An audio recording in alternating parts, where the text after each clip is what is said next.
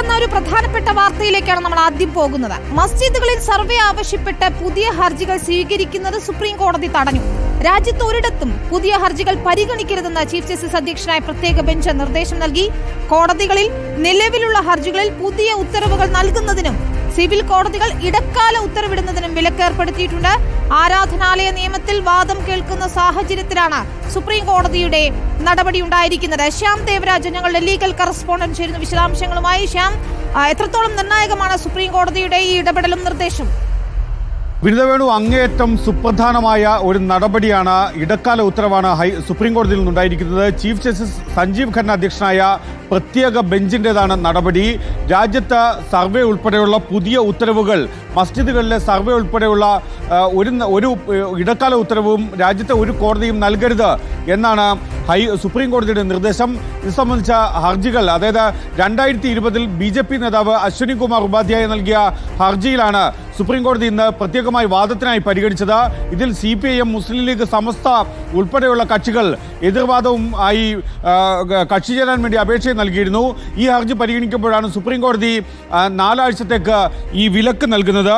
മസ്ജിദുകളിൽ survey ആവശ്യപ്പെട്ട് പുതിയ ഹർജികൾ നൽകരുത്, അഥവാ അങ്ങനെ ഹർജി നൽകിയാലും അതിൽ ഒരു നടപടിക്രമങ്ങളും സ്വീകരിക്കാൻ പാടില്ല എന്നാണ് സുപ്രീം കോടതിയുടെ വിലക്ക്. അങ്ങനെ സ്വീകരിക്കുന്ന എല്ലാ നടപടികൾക്കും സുപ്രീം കോടതിയുടെ വിലക്കുമുണ്ട്. രാജ്യത്ത് ഒരിടത്തും പുതിയ ഹർജികൾ പരിഗണിക്കരുതെന്നും ചീഫ് ജസ്റ്റിസ് അധ്യക്ഷനായ ബെഞ്ച് നിർദ്ദേശം നൽകിയിട്ടുണ്ട്.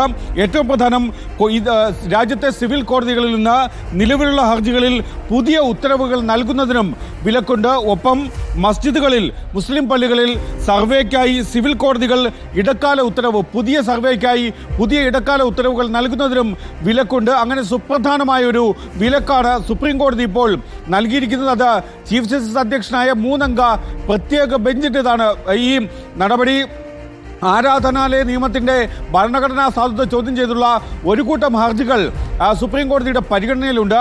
BJP നേതാവ് അശ്വിനി കുമാർ ഉപാധ്യായ നൽകിയ ഹർജിയാണ്, സുബ്രഹ്മണ്യൻ സ്വാമി ഉൾപ്പെടെയുള്ളവർ നൽകിയ ഹർജിയാണ് സുപ്രീം കോടതിയുടെ പരിഗണനയിലുമുള്ളത്.